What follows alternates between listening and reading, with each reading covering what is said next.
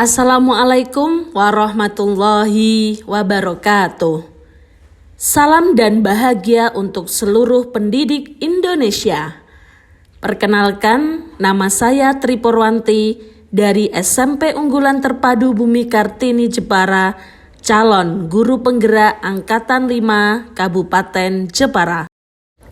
Mohon izin pada kesempatan ini saya akan menyampaikan koneksi antar materi modul 1.4 yaitu keterkaitan konsep budaya positif dengan materi pada modul 1.1 tentang filosofi Ki Hajar Dewantara, modul 1.2 nilai dan peran guru penggerak, modul 1.3 visi guru penggerak, dan modul 1.4 budaya positif, serta bagaimana langkah dan strategi yang lebih efektif, konkret, dan realistis untuk mewujudkan budaya positif di sekolah. Pada penjelasan kali ini ada beberapa pertanyaan dan jawaban yang saya sampaikan. Pertama, membuat kesimpulan mengenai peran saya dalam menciptakan budaya positif di sekolah dengan menerapkan konsep-konsep inti seperti disiplin positif, motivasi perilaku manusia, hukuman dan penghargaan, posisi kontrol restitusi, keyakinan kelas dan keyakinan sekolah, segitiga restitusi, dan keterkaitannya dengan materi sebelumnya, yaitu filosofi pendidikan nasional Ki Hajar Dewantara, nilai dan peran guru penggerak, serta visi guru penggerak. Modul 1.1 Filosofi Pendidikan Nasional Ki Hajar Dewantara. Pemikiran Ki Hajar Dewantara tentang dasar-dasar pendidikan, yaitu pendidikan bertujuan untuk menuntun segala kodrat yang ada pada anak-anak, agar mereka dapat mencapai keselamatan dan kebahagiaan yang setinggi-tingginya. Pendidik itu hanya dapat menuntun tumbuh atau hidupnya kekuatan kodrat yang ada pada anak-anak, agar dapat memperbaiki lakunya hidup dan tumbuhnya kekuatan kodrat anak.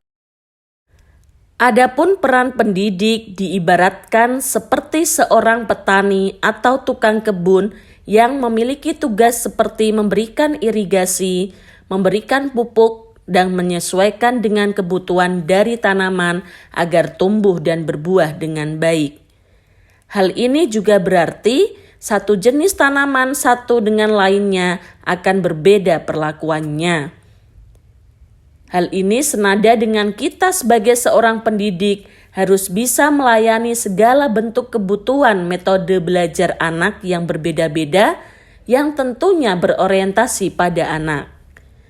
Sebagai pendidik, kita juga harus menciptakan suasana belajar yang nyaman dan memberikan kebebasan kepada anak untuk mengembangkan ide, berpikir kreatif, inovatif, serta mengembangkan bakat minat anak dengan mengacu pada kebebasan dan kemerdekaan.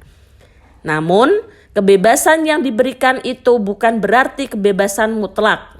Perlu adanya tuntunan dan arahan dari guru supaya anak tidak kehilangan arah dan membahayakan dirinya serta tidak tersesat.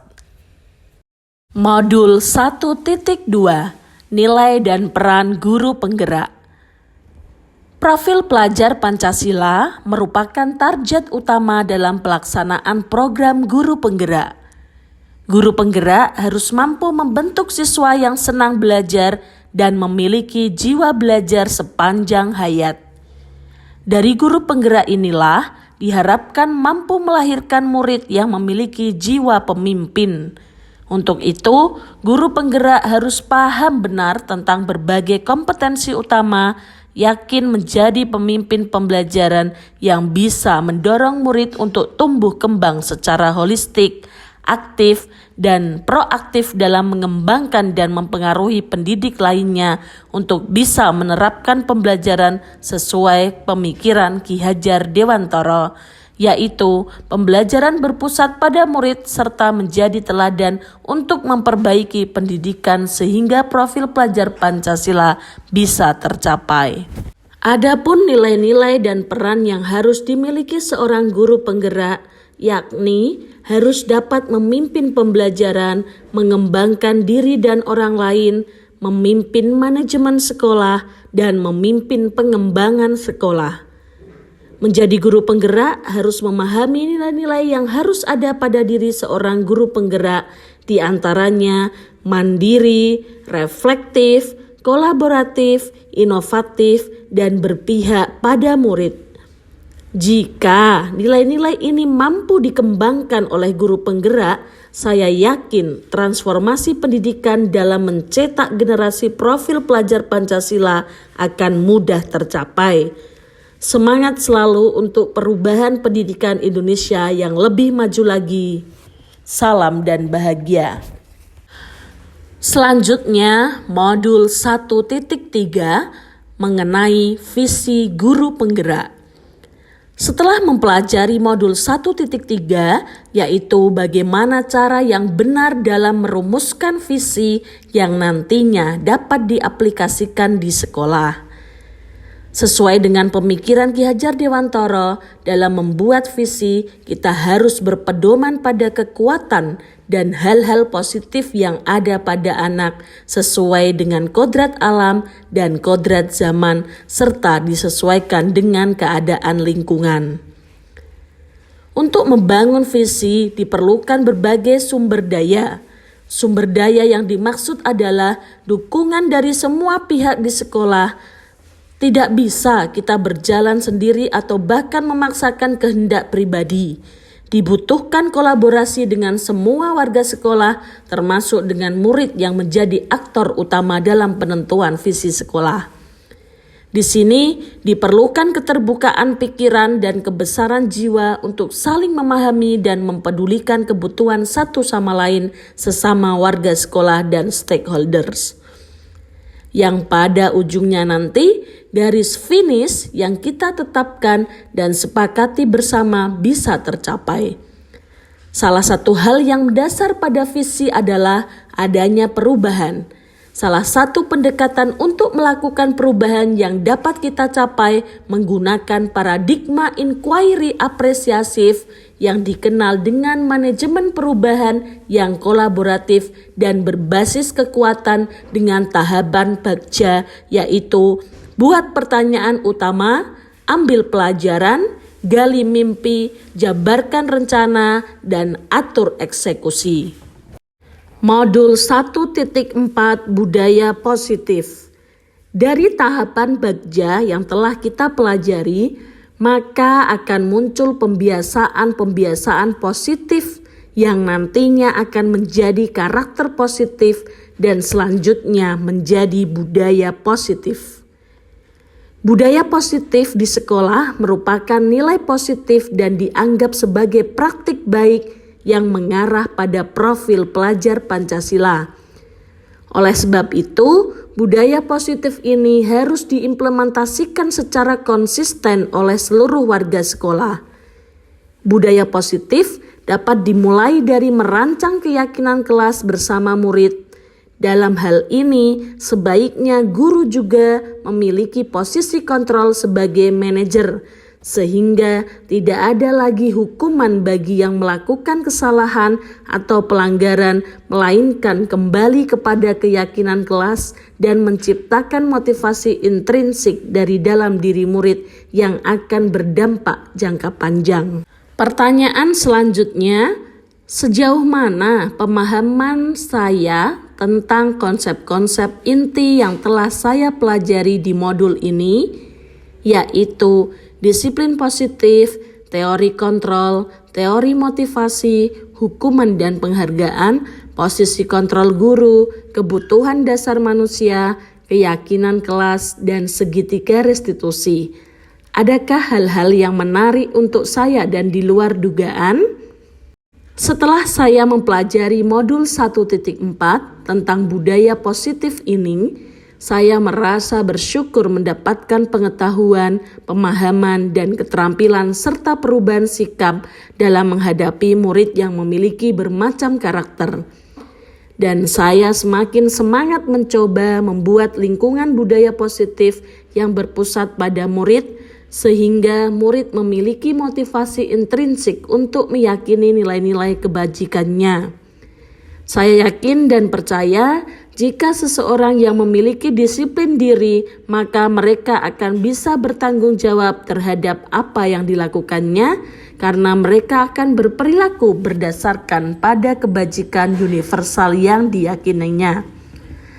Adapun terkait tentang jenis motivasi, menurut saya dari 3 motivasi yang paling tepat dan ideal adalah untuk motivasi intrinsik, yaitu menjadi orang yang mereka inginkan dan menghargai diri sendiri dengan nilai-nilai yang mereka percaya. Berbeda dengan 2 motivasi yang lain, yaitu untuk motivasi ekstrinsik, menghindari ketidaknyamanan atau hukuman, dan untuk mendapatkan imbalan atau penghargaan dari orang lain. Terkait tentang 5 posisi kontrol yang paling baik adalah sebagai manajer. Karena pada posisi ini guru berbuat sesuatu bersama murid, guru mempersilakan murid mempertanggungjawabkan perilakunya, guru mendukung murid agar dapat menemukan solusi atas permasalahannya sendiri, dan posisi seorang manajer telah memiliki kemampuan menjadi posisi teman dan posisi pemantau. Kita semua tahu bahwa kebutuhan dasar yang harus terpenuhi diantaranya adalah kebutuhan bertahan hidup, kasih sayang dan rasa diterima, penguasaan, kebebasan, dan kesenangan. Karena pada dasarnya ketika murid melakukan pelanggaran atau tindakan tidak disiplin, itu berarti mereka gagal memenuhi kebutuhan dasarnya. Pembentukan keyakinan kelas sangat penting karena dalam nilai kebajikan menekankan pada keyakinan intrinsik, sehingga seseorang akan lebih termotivasi dari dalam diri sendiri dan akan berdampak jangka panjang. Adapun langkah-langkah segitiga restitusi yaitu: pertama, menstabilkan identitas; kedua, melakukan validasi tindakan yang salah; dan ketiga, menanyakan keyakinan. Seluruh guru dan wali murid perlu mengetahui dan menguasai keterampilan dalam melakukan segitiga restitusi ini, agar dapat menyelesaikan segala permasalahan dan tindakan ketidakdisiplinan dari murid bisa diatasi dengan baik. Ada beberapa hal yang menarik di luar dugaan saya dan membuat saya kaget serta melakukan refleksi. Ternyata selama ini saya sering memberikan motivasi ekstrinsik berupa hukuman dan penghargaan, di mana motivasi ekstrinsik ini akan bertahan jangka pendek. Saya menyadari bahwa memberikan motivasi intrinsik jauh lebih baik untuk jangka panjang. Selain itu, saya juga beberapa kali menggunakan posisi kontrol sebagai penghukum jika ada murid yang melakukan kesalahan, sehingga akan menimbulkan ketidaknyamanan dan bisa saja menimbulkan ketakutan pada murid. Kedepannya, saya akan menggunakan motivasi intrinsik dengan meniadakan hukuman dan penghargaan, melainkan membiasakan memberikan motivasi intrinsik sesuai dengan keyakinan murid.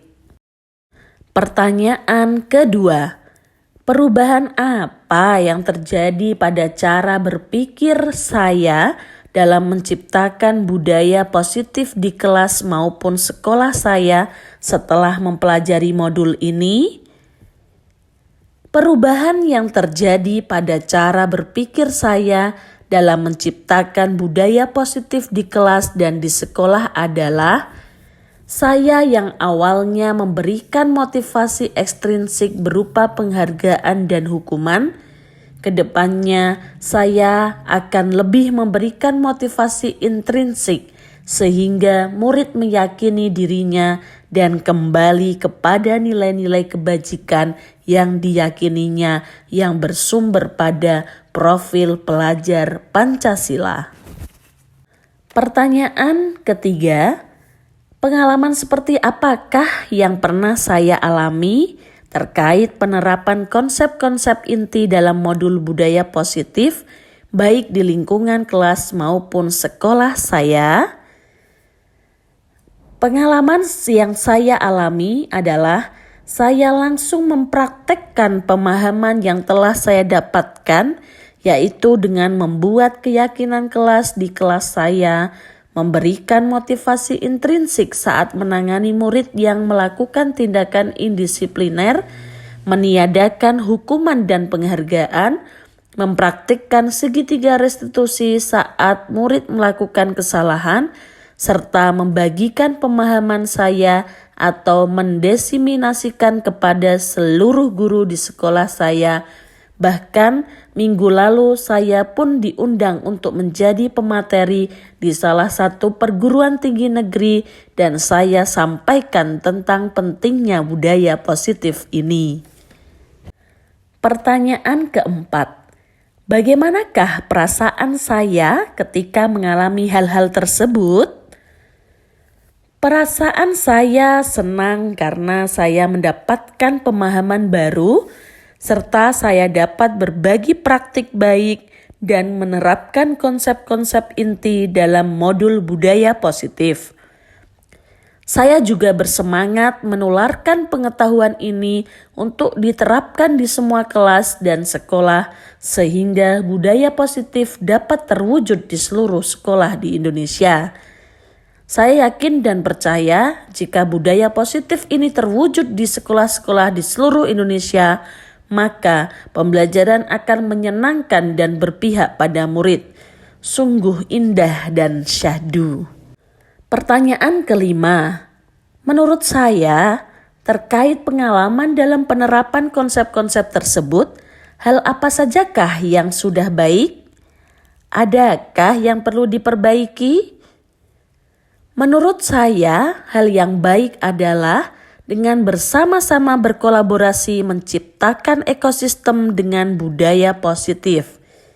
Diawali dengan pembentukan keyakinan kelas, keyakinan sekolah, selanjutnya akan menjadi pembiasaan positif yang jika dilakukan terus-menerus maka akan menjadi karakter positif.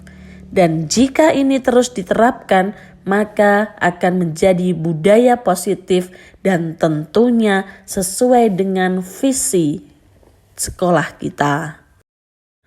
Pertanyaan keenam, sebelum mempelajari modul ini, ketika berinteraksi dengan murid berdasarkan 5 posisi kontrol, posisi manakah yang paling sering saya pakai dan bagaimana perasaan saya saat itu?